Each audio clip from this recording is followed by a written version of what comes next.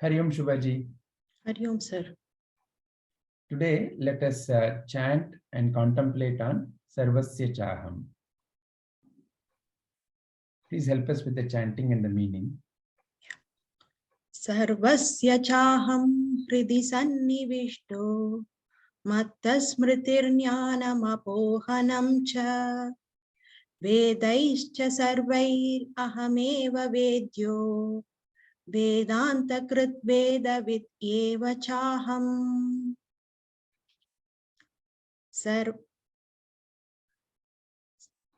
Sarvasya of all living beings, cha and aham, I, hrdi in the heart, sannivistah being situated, mattah from me, smrtih remembrance, jnanam knowledge, apohanam cha and forgetfulness, vedai by the Vedas, cha also, sarvaih all, aham I am, eva certainly, vedah knowable, vedantakrd the compiler of the Vedanta, vedavid the knower of the Vedas, eva certainly, cha and aham I.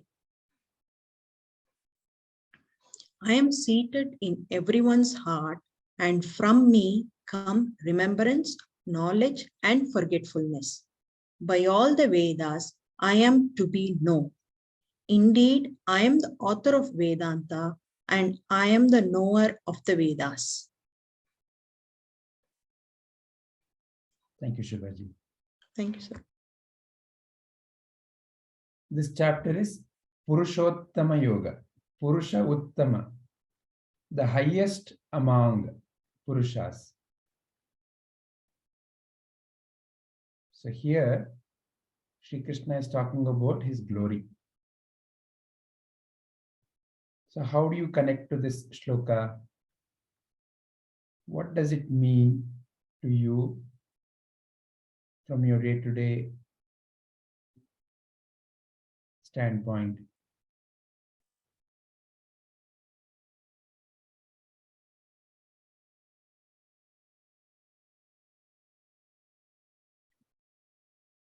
What can we apply from this shloka in our living?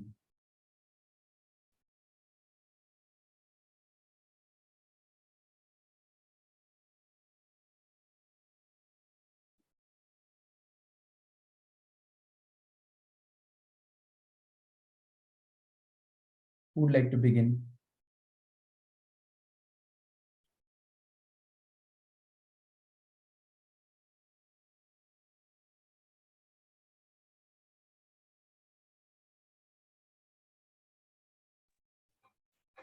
I am seated in everyone's heart, and from me come remembrance, knowledge, and forgetfulness. When we say, I am seated in everyone's heart, do they mean the Brahman inside us? Okay. So, the Brahman helps us in remembering the things which we need to remember and forget the past with the help of the knowledge to go forward in our lives. So, by all the Vedas, I am to be known. So, the Vedas is the supreme knowledge of the Brahman. So, from that, what I feel is the shloka also tells us to forget everything which is not relevant and be in this moment. Okay. How are you connecting to the feeling of to forget? So Krishna is saying, from me come remembrance, knowledge, and forgetfulness. But is there a forget the past message that you're receiving, and how are you receiving that? Only when we forget the past and move on in the present moment can we lead our life, right? So yeah, no, that is correct. But yeah, the question is, with Yeah. reference to this shloka, how are you connecting these two? What you said is absolutely correct.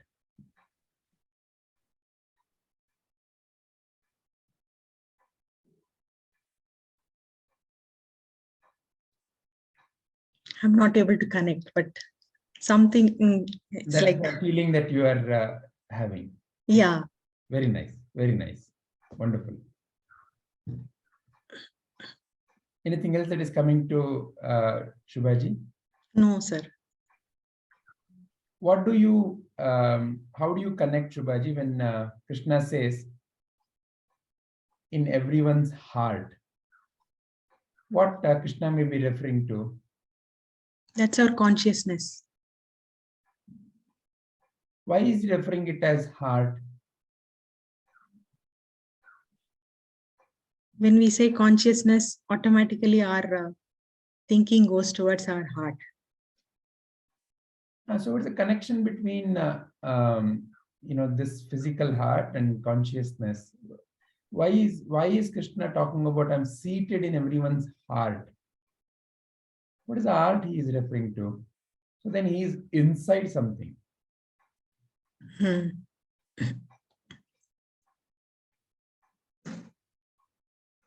But then we tell the Paramatma to be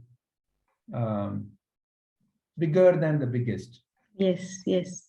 But it is inside something, means it's Contradicted. yeah.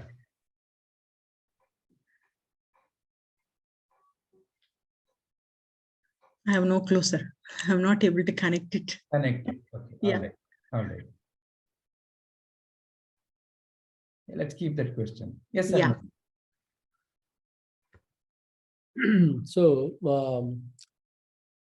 by saying I'm seated in everyone's heart, first he's saying that I am in everyone, right? And I am in you, which means I am. You are no different, or like there is no one other than me. We can take it that way, or I am everywhere. I am everywhere. I'm not in a faraway place where one needs to travel in space or time. And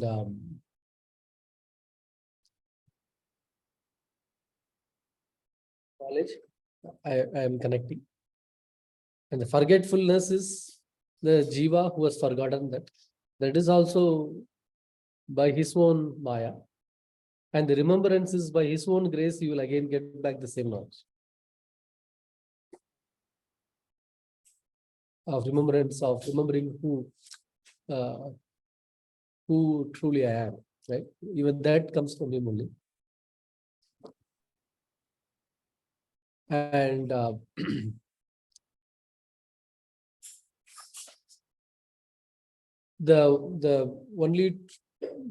the supreme, or the one that's guiding all the jivas is the Vedas. So he's saying that by following the Vedas, one needs to understand that what is the ultimate thing that needs to be known, or ultimate knowledge that needs to be known is him. Right? Without just mechanically doing, it's not going to help. You need to understand the objective behind it, which is going through the Vedas is to realize him. And he's adding the authenticity that he is the one who has given that knowledge through Vedanta. Vedanta is the knowledge, jnana part we talk about, and he is the one who has given that jnana as well. So to validate that, like to validate it, and like so that nobody can have any doubt. Right? And then the last sentence is, first he said to be known, he is the one to be known. And then he says that, like, when you have to know me, you and the known becomes two different things. And he ends it with, I am the one who's the knower of that also. Because it connects to the first one, that I am in everyone's heart. Right? I am, so which means like if I am there, like I am the one finally who's knowing also. So it connects to that. And again, uh,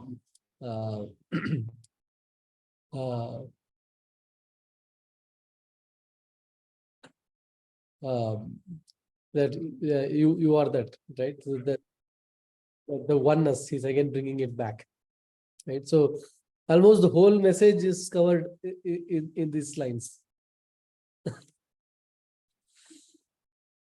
It's yeah, I feel like it's a full message of Vedanta is here. Like, yeah, that's how I'm able to connect each and every word to the message. Yeah.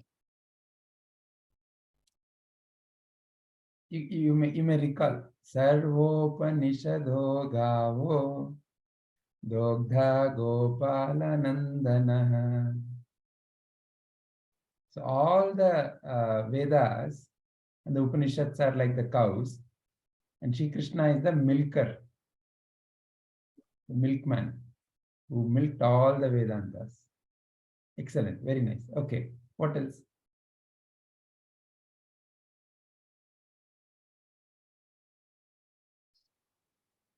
Yeah, that What is your view on heart here? What is the heart referring to, you feel?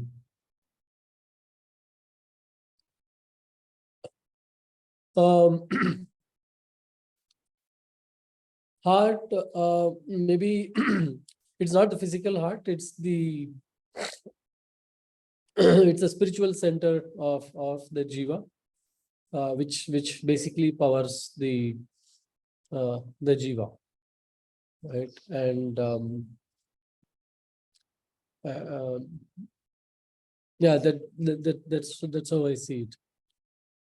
What does it? What is the difference? What is a spiritual center of a jiva? That's where, as we have learned, that the Paramatma is seated, right? And it's not anywhere else. Correct. But what does it mean? Is it a place? Is it? Not again. It's not. It's a symbolic representation, or the way to say that. It's not physically located anywhere, or like in some. I remember that they say that it's on the right side of the heart, but I feel the way I take it is like it's that the reason I said the spiritual center is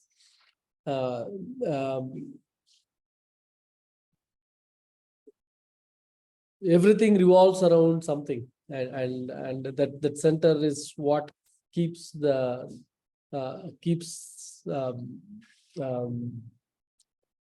everything in place, right?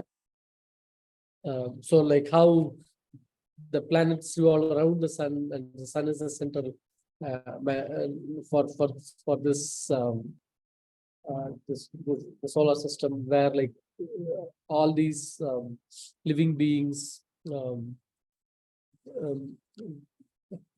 like get their life and go through the experiences like that. The one who operates, or like who lets this jiva go through all the experience, right? He's in the center, is in the jiva, and shines through to ensure that every part of that body functions as it's expected to, based on the karma, right? So it controls, it ensures that the order is maintained, and whatever is happening through that jiva is happening in the perfect way. So then, is it something that is reachable? So again, that's why I said it's not it's not something like which you have to travel in space, right? Where like if like when we say is someone is there and like I'm here, then like we are talking about physically going from here to there, right? In space or in time. It takes start here and then like if you spend so much time, then we will reach. But in this case, he's saying that he's not far away, that like you need to travel in space and time. He is very, very near. Okay, the only distance is the knowledge that that one travels through.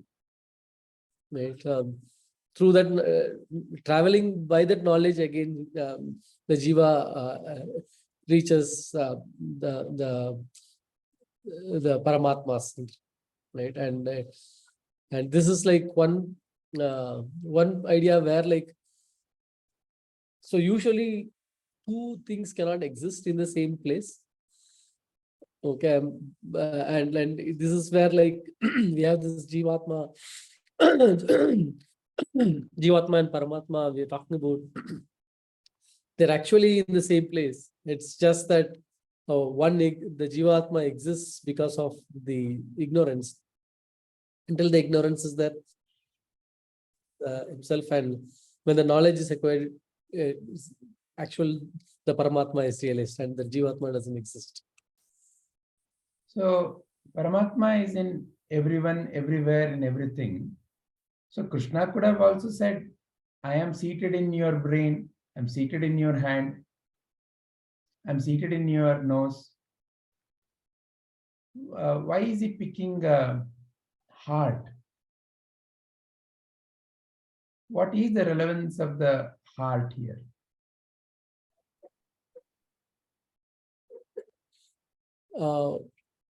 We relate heart to the center of feeling. So maybe that he.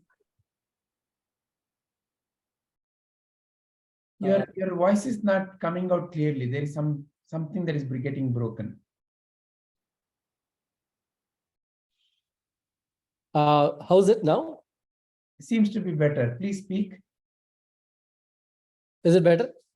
Yeah, please continue to speak. Yes. So heart is again connected to the center of feeling. So maybe the message here is like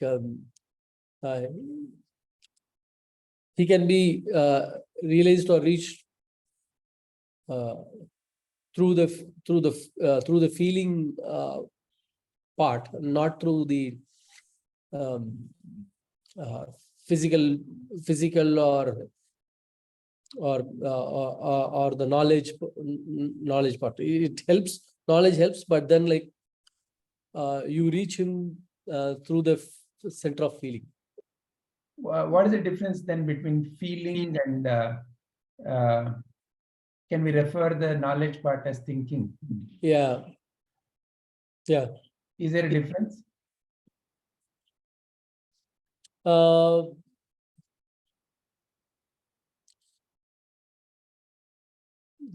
Yeah, so maybe maybe we should go to the definition, or like how do you define feeling? Like let's say when someone is suffering, you have that feeling of compassion, like you see them and like you don't know why, but you get that like you don't feel good for what they're going through, and like you want to see how you can help, right? That's a feel, right? And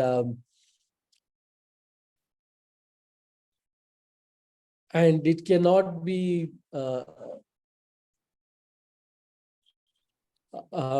it's very natural and cannot be forced, cannot be manipulated, right? through anything. It comes, it is something very natural, and which means like it's there in everyone, right? It doesn't matter whether they're rich, poor, learned, educated, uneducated, um, even animals. It can be animal, human. They all have that feel factor, right? And I think that feeling part is what keeps things together as well.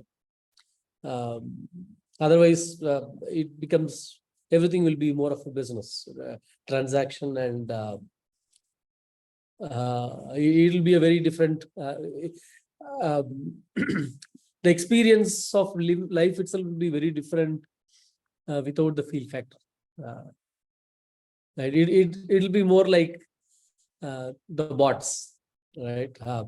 You can give intelligence to a bot, and but the feel factor cannot be given to a bot, right? So that is that that is the biggest differentiator between the life we are seeing versus the life we can create, like which the science tries to create. And then like yeah, and in many ways that feeling is again associated with the consciousness itself, right?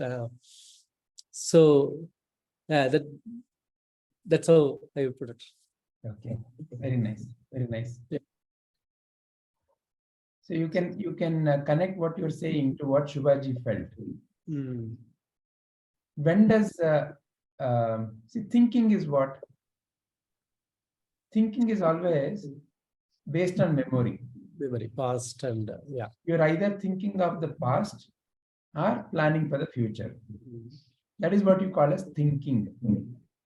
But whereas feeling is in the now. Yeah. You can feel something only now. Yeah. In the now is where the feeling is. Yes. Whatever may be the feeling. So the feeling of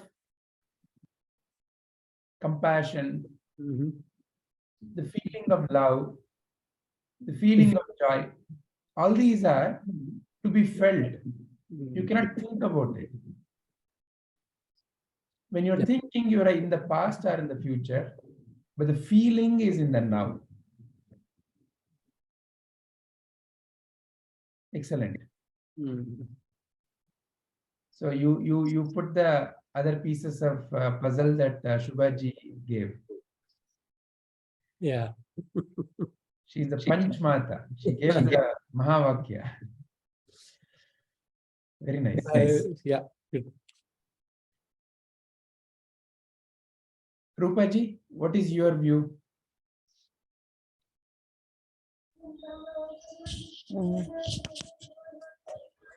Here Krishna is saying that he is in everyone's heart. That doesn't mean it is physical heart.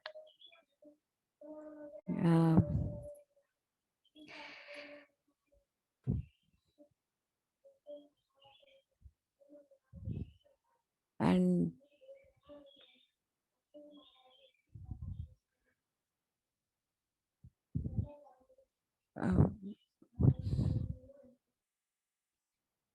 we have the capacity to remember things, and then knowledge is being discussed.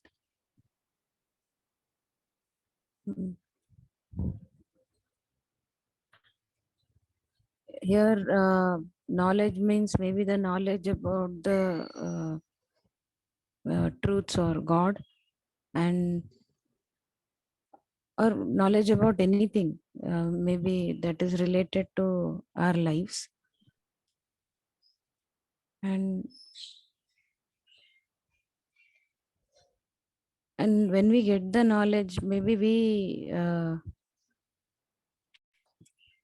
correct our wrong understanding also, and we can forget about our wrong understanding when we get the right knowledge.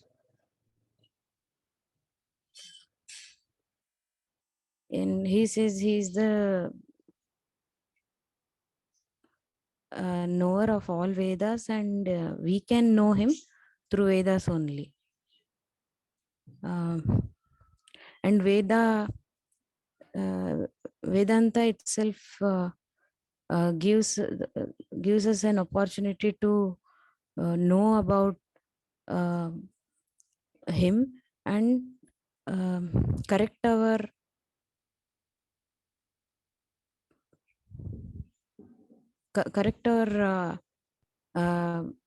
understanding about the God. Yeah, that's all. Very nice.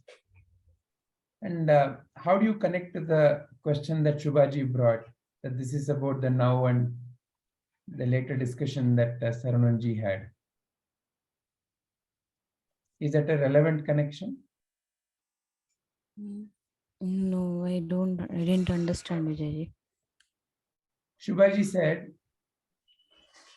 this shloka is about being in the now. That's what Shubhaji said. And we asked her, how do you get that feeling from this shloka? And then later, when Sarananji was discussing, we went deep into what is heart. He said it is the center of the feelings.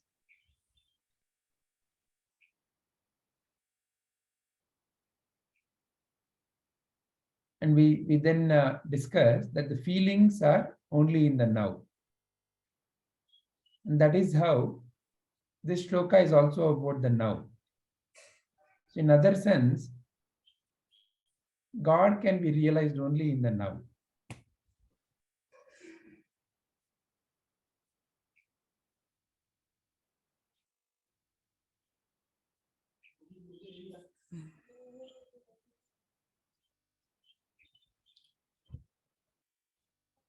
The question is that even a correct understanding from this shloka?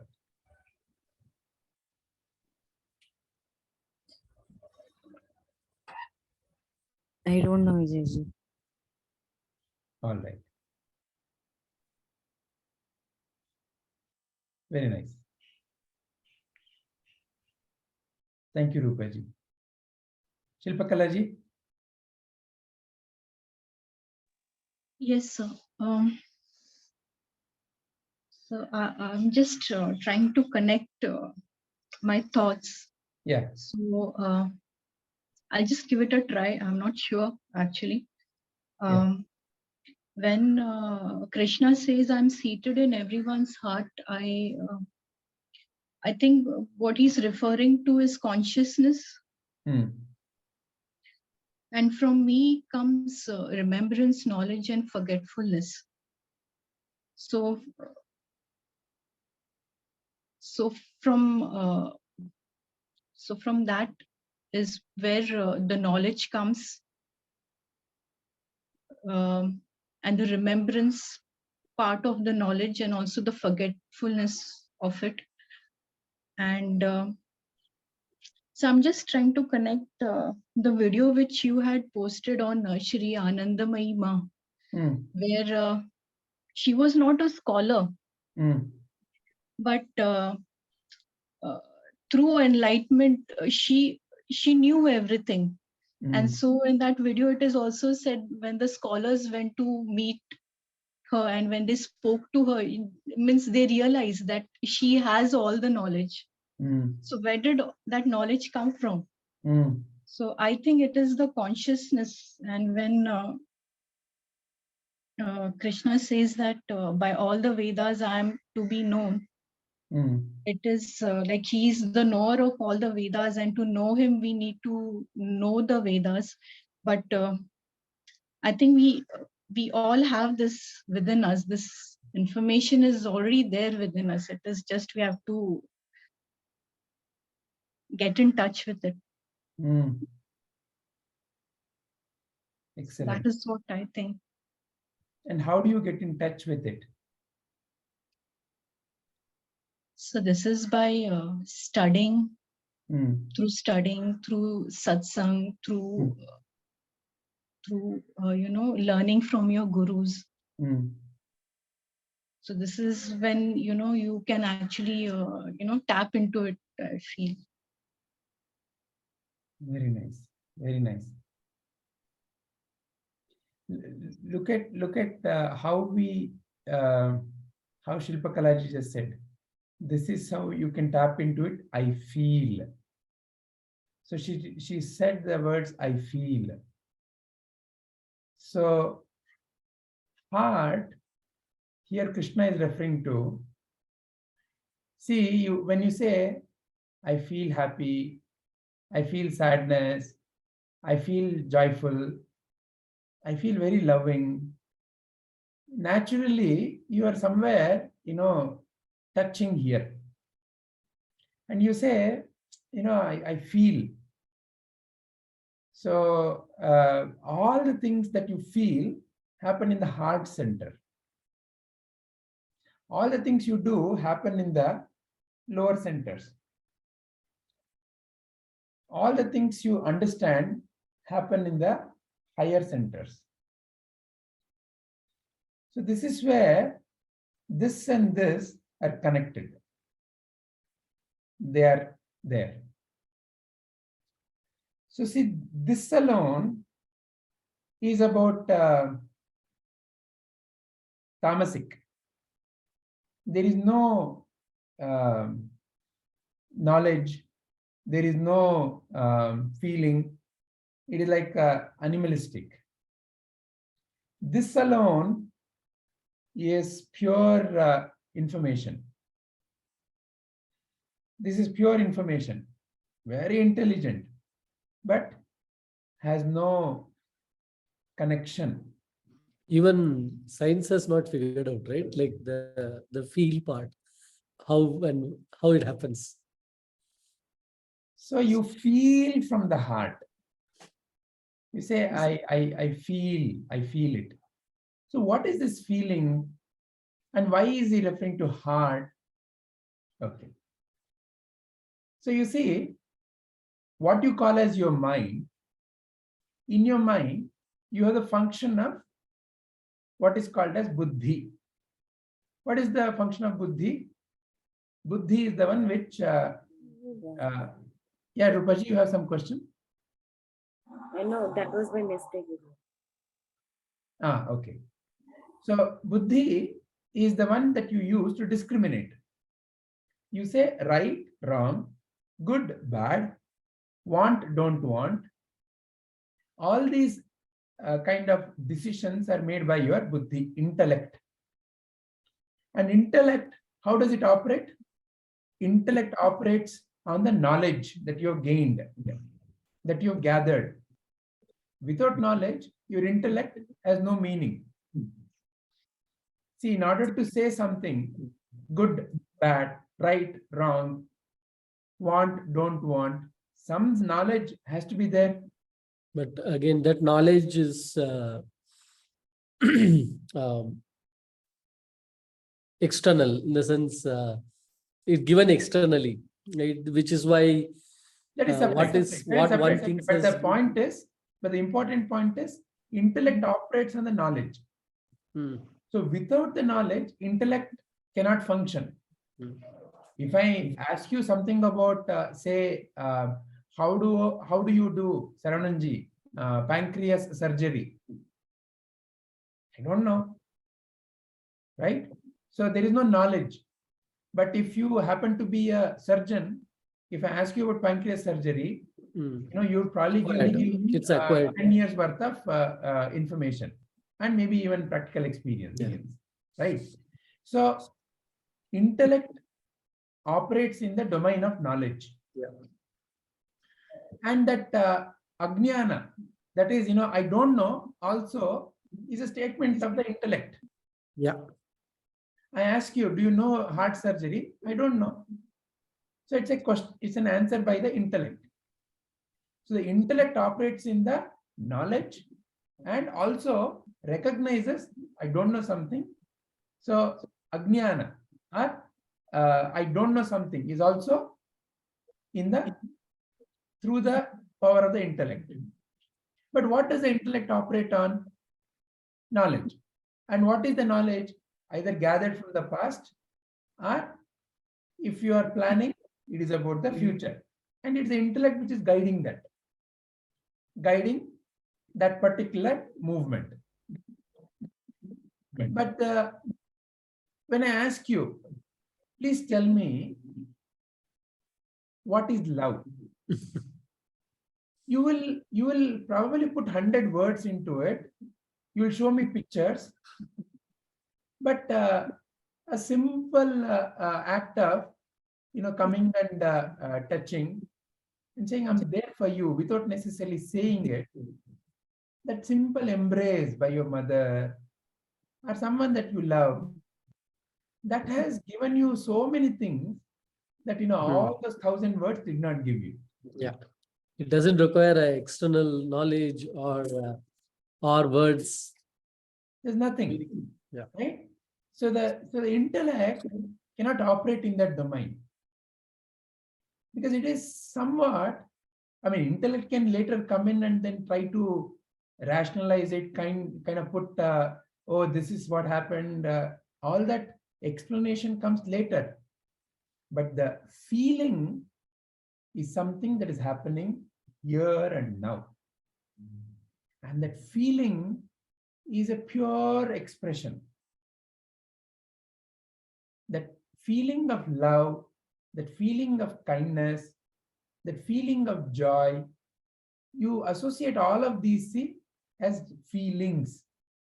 So which means they're experienced here and now. Even to say I am experiencing, the experiencer has to come later and explain. But the feeling itself is a movement in the here and now. It's just a simple movement. So when Krishna says, I am in everyone's heart, then the intellect is not operating, meaning what? When the intellect is not busy cutting things and judging things, when the intellect is not busy trying to analyze everything,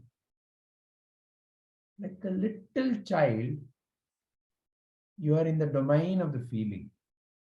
You are in the kingdom of the heaven. The kingdom of the heaven is in the here and the now, in the flow, in the presence. When the mind is not busy intellectualizing, cutting things, it's a pure feeling. So I'm in everyone's heart. So God is present as that feeling. So God, Krishna is present in you as that feeling. That feeling is God. The feeling of love. From where the love is expressing, from where love is coming, what is the source of that love? What is the source of that kindness? What is the source of that compassion? What is the source of that joy? From where is it coming? You've seen that it is not coming from the things. It's not the mango that gave you the feeling of joy. The joy expressed when the mango was being consumed. You felt it during that. But you felt it in many other situations. And the same thing cannot give the joy to everybody. So which means joy is something that everybody knows, everyone has felt. But it is not from the same thing though. So which means it is not the thing that is a cause or the source of the joy. So joy must be something coming from somewhere else. From where is it coming? It's within you. And that is God's nature. I am in everyone's heart. And heart is connected to feelings. And feelings are in the now. It's not an intellectual verbalization of the feeling. Feeling is now. You feel it in the now. And that feeling is pure energy. Is a pure expression of that God's nature. Knowledge and forgetfulness, both are in the domain of the mind. And in the mind, who's lighting knowledge? Who's lighting the I don't know? So it's like, imagine your mind as a dictionary. When I ask you a question, do you know how to make, say, some dish, biryani? How do you answer? You dip into your knowledge base, you dip into your memory, and you answer. But there must be something which is able to throw light on that. It is like, in complete darkness, you cannot open a dictionary and read. So what is the light that is throwing the light on this inner dictionary called memory in your mind? What is that light which is making this dictionary be open? And thereby you can say either, oh, I searched. When do you say, I don't know how to make biryani? You search through your dictionary called your memory, and there you did not find an answer. And then what you say? I don't know. So this dictionary is your memory. But there must be a light which is able to show what is there in the dictionary. Without that light, what is the use of this dictionary? So what is that light? That light is the light of the awareness. You are that. You are that light of awareness. And when that light of awareness shines on the mind, on the memory part, that's when you say, I know this, I don't know this. So knowledge and no knowledge. I don't have that knowledge. I do not have that knowledge. Vidya, avidya, both are in the mind domain. But it is you, the light, which is shining on that. And through the light only you answer both. I know, I don't know. But what is the avidya that binds you to the mind? The avidya that I am the body and I am the mind. But through the Atma-jnana, now even where is the Atma-jnana? In one sense, it is in the domain of the mind. And when that Atma-jnana comes in, then the avidya that I am the changing, which is I am the body and the mind, goes away. That helps you to become one with your true nature. Meaning what? Only there was an ignorance, only there was a forgetfulness, only there was a false understanding that I am something else. Only that false understanding goes away. It melts away. So when that melts away, you are that only. So what is that all the Vedas are pointing to? Vedas are pointing to the Supreme. And that Supreme, the highest knowledge, is called as Vedanta. Anta. Anta means end. Veda means knowledge. End of knowledge. Because knowledge operates in the domain of mind. So God, your true nature, is beyond the mind. It is beyond intellectualization. It is beyond your gathering of all the knowledge of the books. So the Atma-jnana also is just a pointer, therefore. Atma-jnana is not information. Atma-jnana is not something that you have to remember and keep on thinking about it. It has to be thought about till the time it dissolves the ignorance. But then when the ignorance is dissolved, what remains is the pure self. So I am the knower of the Vedas. So in that sense, it is that divine light only which was helping me to even know the Vedanta. So all this is happening in the light of the awareness.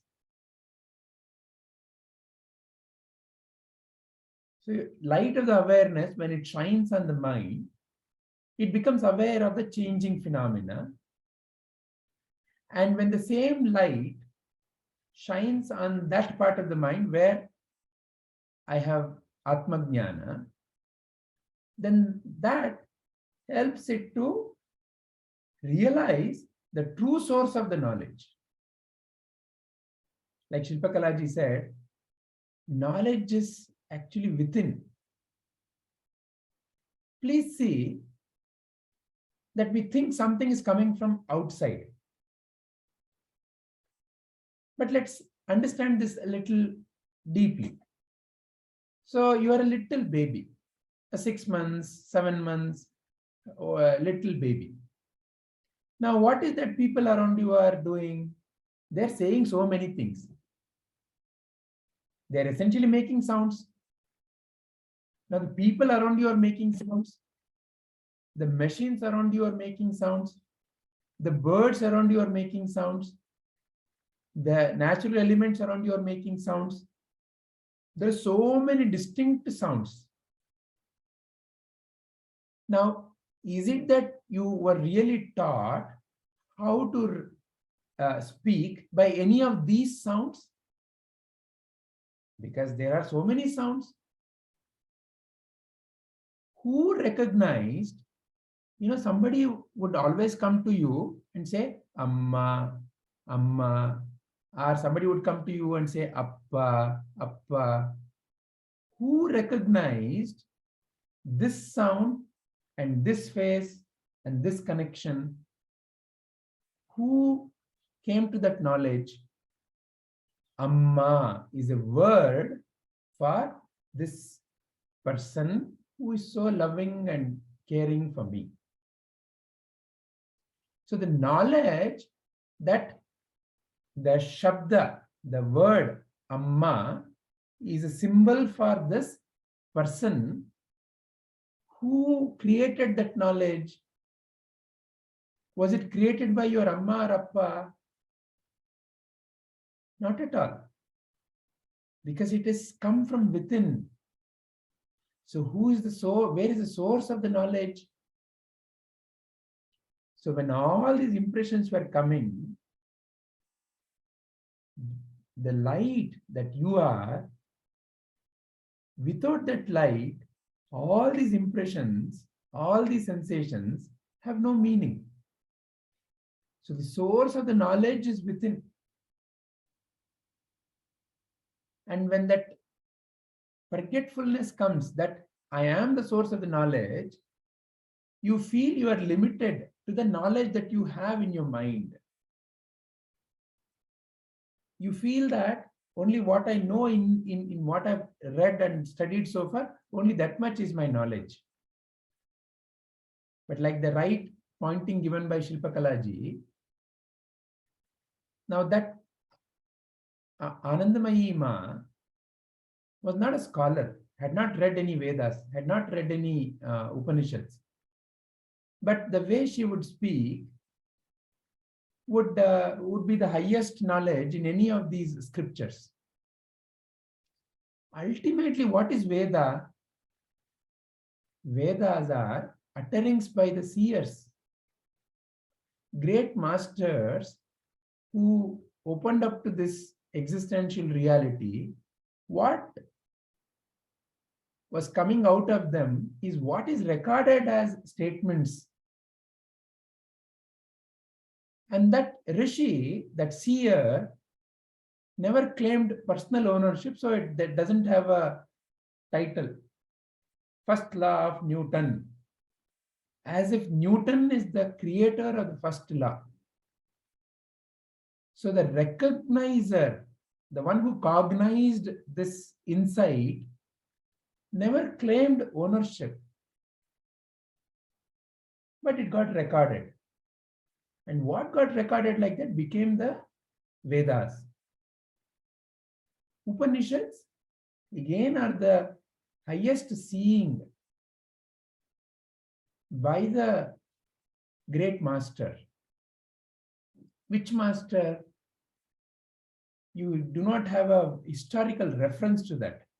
But that great master is a presence in the now. Sadguru. So Sadguru only speaks in the present, and it's the presence.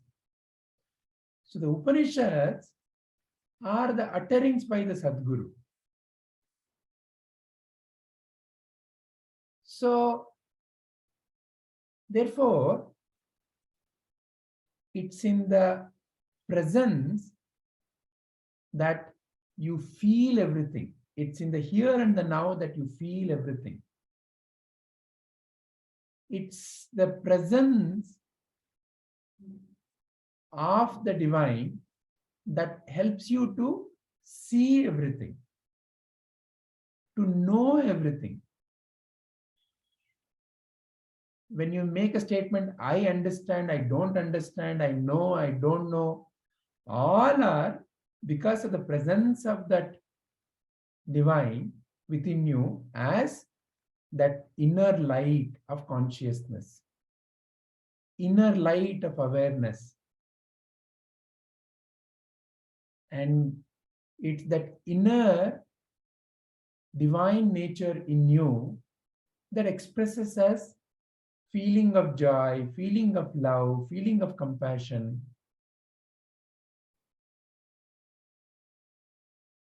So Sri Krishna is bringing the Jivi into the here and the now by showing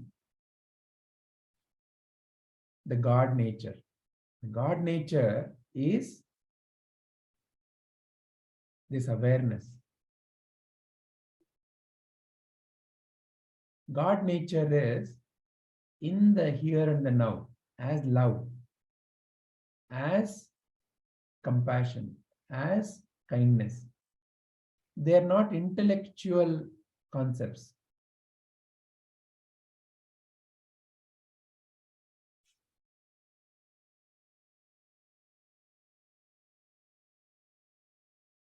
That is why if you see the picture, the known and the knowing and the knower, all are because of the presence of the light. So when you see a flower, the flower itself doesn't say, oh, I understand or I know. Flower cannot say that. You're holding the flower in the hand. Is it any of the sense organs that know?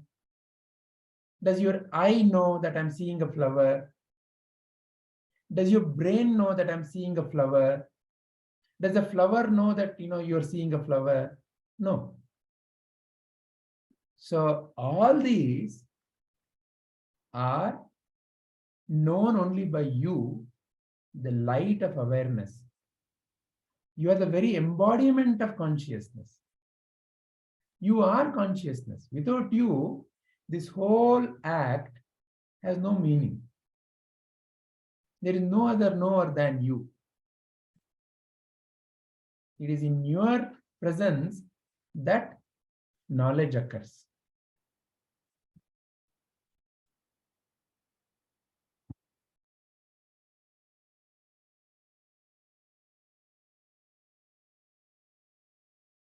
Any questions? Anything to be added?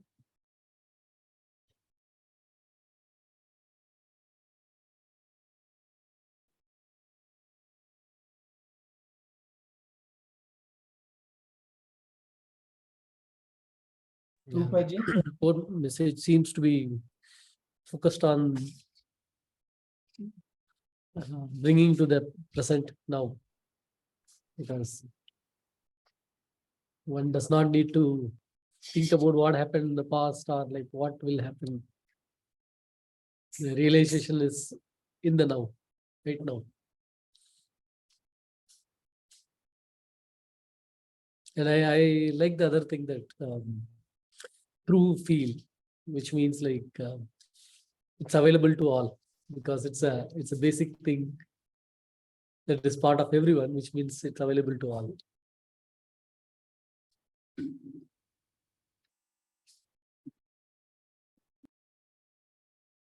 See how naturally we say children are God. Why do we say that? When you are with a small baby, what is that you are feeling there?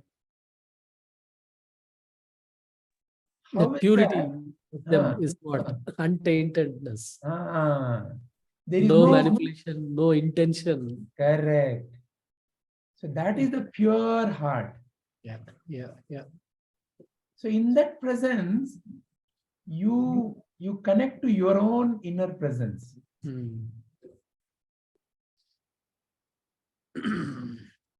There is nothing to be proven there. You don't have to be smart. You don't have to be good. You don't have to do any act. Yeah. I think, that needs, I need to remember that. In the sense, because of the habit pattern that that nature is lost and needs to be reminded to go back. But just be in a very simple way. It's okay. So in the presence of that child, you just get in touch with your own inner true nature.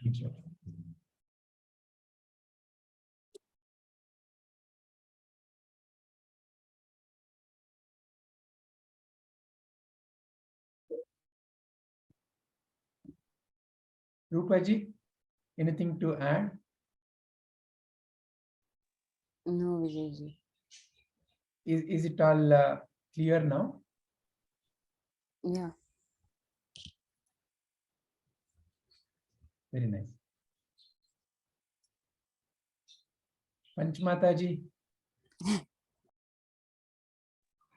So this forgetfulness of this thing also connect to, if we don't forget things, we will become a living, becomes very difficult for us to live. That is also involved here, right? So the thing is, you say I have forgotten, meaning what? There is someone who has to shine light on your dictionary and see that, oh, something is not there in the dictionary. So Krishna is again drawing our attention to the light of the awareness. You are none of these. You are not the knowledge, you are not the forgetfulness, you are not the memory, you are not what you have known. You are that light. And that light, when it shines, see, for example, if I have 4 gigabytes of memory, I have 4 gigabytes of information. If I have 40 gigabytes of memory, I have 40 gigabytes of information. And in that memory, some parts of memory may be erased. And when the computer operates, it says, I have nothing to fetch there. I cannot fetch anything there. So that's the computer. But what makes the computer operate? It's the electricity. Without the electricity, that machine has no meaning. I also have one comment there. Yeah. It's that forgetfulness that got us all here. And it is the same forgetfulness of the truth that got us here. And using the same forgetfulness of the ignorance, we will go back. I'm trying to give a punch. Using the forgetful. So yeah, correct. So the forgetfulness of the truth is what is called avidya. That I am something else. And it is that which gets uncovered by the vidya. Which vidya? Atma vidya. So if I want to make biryani, I have to learn biryani vidya. If I have to make become a boss, I have to know boss vidya. But to go back to your inner nature, you have to know the Atma Vidya. So Atma Vidya, unlike the boss vidya or the biryani vidya, is not about, okay, now I'll forget it. What will happen if I forget it? Because the boss vidya or the biryani vidya can be forgotten because it is in the domain of the mind. Your memory system can be corrupted. So then, you may say, oh, I used to know so many things. Now I've forgotten. I'm getting big. My memory is not very sharp. Like all those statements come by looking at the content of the dictionary. But the Atma Vidya, unlike that, it just makes you aware of who you are, and it is not anything that you will forget, because that is who you are. So in that sense, yes, the forgetfulness of that, I am the true self, is what causes all the drama in the life. And through the Atma Vidya, that part of the being gets corrected. Then the pure being operates. And in the pure being, knowledge is infinite.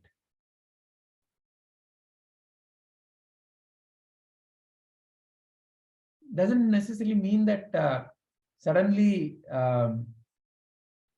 Sadguru consciousness operating through a body-mind will start exhibiting all kinds of knowledge. Doesn't necessarily mean that. But there is an access to all kinds of knowledge, because now knowledge is not limited to a localized mind, because the knowledge is in the universal mind. It is like, if you are the boss of a company, and when all the work gets done, the credit goes to the boss of the company. Oh, what a great leadership. Look, how they have made it happen.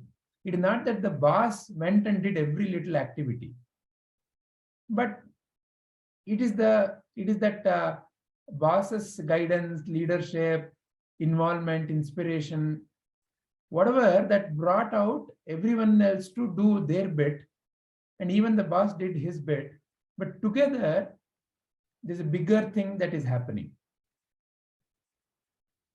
and the credit is given to the boss. So they all say, oh, my boss told me this, so I was able to move forward. So something like that. So in that sense, the whole mechanism is moving. So within you, it's that divine light that is operating, and whatever the movements that are happening through your body-mind complex are all because of the presence of that divine light.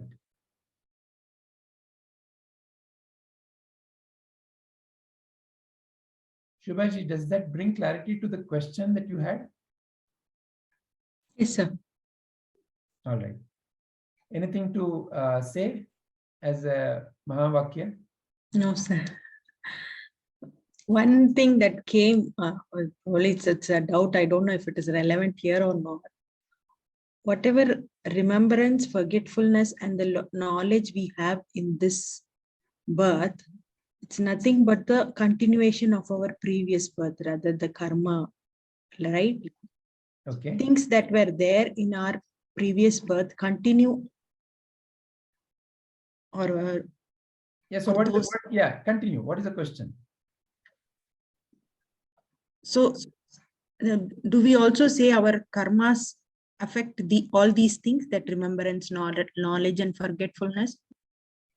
Of course it does. Okay. If yesterday you learned biryani, today you have a chance of remembering how to make biryani. If you've not learned it at all, there is no chance of even remembering or forgetting, right? Forgetting is what?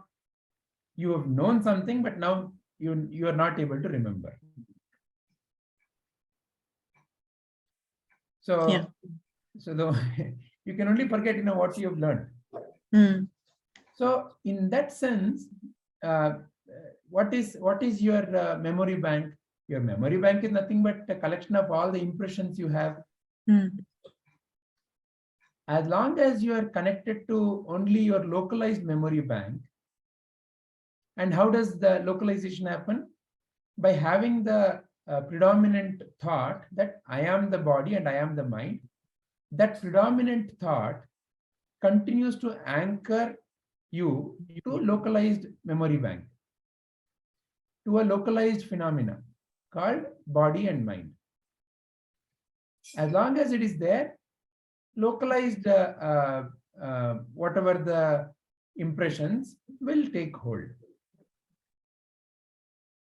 And what is Sadguru consciousness? It is non-localized. It is universal. How did that happen? With the clarity that I am not the body and I am not the mind. And when that clarity emerges, and when that essence is in the presence, then there is no more localized phenomena. Then there is no more this body and mind. So to give you an example, so there is a story that I've told many times. The brother of Mata Amritanandamayi, Amma, he wanted to kill her because he did not like the way she used to go around and hug the people. So the way, so he with one of his friends came to kill her. He said, if you do not stop your ways, I'm going to murder you. She said, don't be misguided by my outside form. I am not here to live like anybody else. I'm here to bring that God's nature, and my nature is to care. That is my dharma. That is my nature. But he said, if you're not going to listen to me, I'm going to kill you. So he had brought his friend to kill her. So he went to stab her. As soon as he went to stab her, he is a very healthy young man. As soon as he went to stab her, he just collapsed. As if, some great force had struck him. Seeing that, his brother got scared. So this fellow was taken to the hospital. There also, Amma went and cared for him. She fed him. She was there with him. And in that presence, that fellow realized his own nature. So, universal actions and universal mind is your true nature. It is not that there was an intention to cause a harm to this fellow. But the universal mind needed to protect Amma's presence in the physical form. So whatever was necessary, it just happened. And there was not a great thought or a great plan behind it.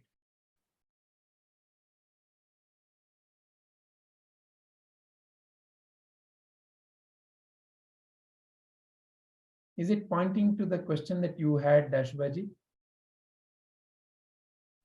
Yes, sir. Why I got this question is in the case of Jadabharata, when he was about to get moksha, he had his mind on the deer, right? So when we have something like all that desires, that pushes us to take more births, and in turn doesn't lead us to moksha. So this. So here there is an implicit, implicit understanding that you are bringing, which is, yeah, moksha is something like connected to death. No, yeah. Okay, so now let's look at it in a little more practical way. Your yesterday is what is the seed for your today's thinking and actions.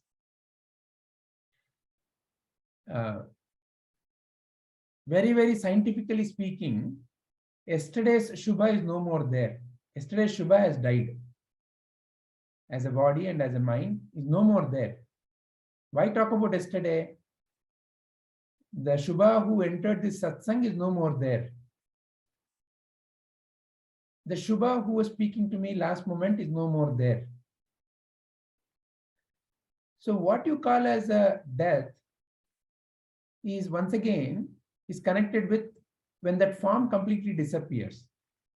But that is constantly happening. Form is constantly changing. So the previous form is no more there. There's a new form, both physically and mentally. So the previous Shubha and the current Shubha are both imaginary, both have died in that sense.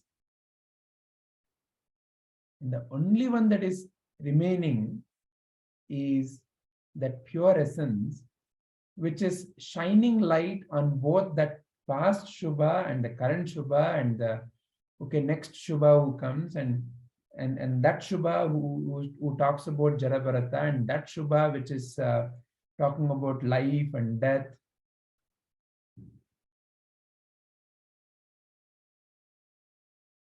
So death is therefore like just a deep sleep, and that is happening constantly.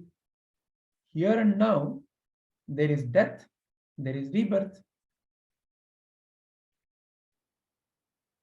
So the story of Jada Bharata is to bring the Jivi to the aspect of sadhana, to bring the clarity about sadhana. So there was a sadhana being done by Jada Bharata, but because he led his mind to the domain of I want that, I want this, and he got so deeply attached to a deed, the story is told to give an indication that he was reborn. But you're constantly taking the birth, you're constantly dying if you speak from the standpoint of the mind and the body. So when is that rebirth happening? Now, this moment is giving birth to next moment. So there is an opportunity for you to exit out of this, meaning to realize the one that is seeing this birth and rebirth happening is here and now. And you are that. You are not taking birth and death. You have always been free. What is taking birth and death is the Prakriti, is the mind. In the mind, you see birth and death happening. Realize that you are the light that is shining on the mind. Yeah. Now actually I understood fully. Very nice. Sometimes our thoughts go in one direction. So when you listen to the sentence which you were expecting, it gets clear. I know it's a bad practice of mine, but it goes in one direction. Till I get that particular explanation, I get confused. It is not bad practice. See, that is called as knot, granthi. So knot is what Knot is something that makes something not flow fluently. There's a knot, let's say there's a knot in the thread, then you won't be able to make the full use of the length. So like that, there are various knots in the mind. Because these knots are the one, it is due to these knots that certain realization doesn't occur.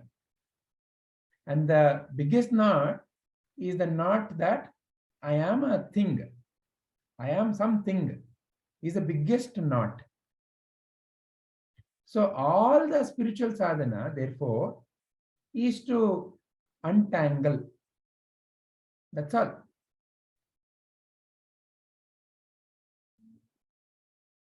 So therefore, Vyasa Maharshi has given us 700 different tools to untangle.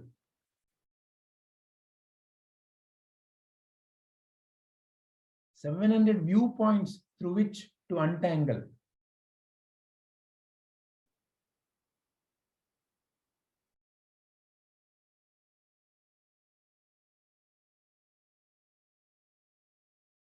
All right. Shilpa Kalaji, anything else? No, sir. Excellent. Then we will end our today's contemplation.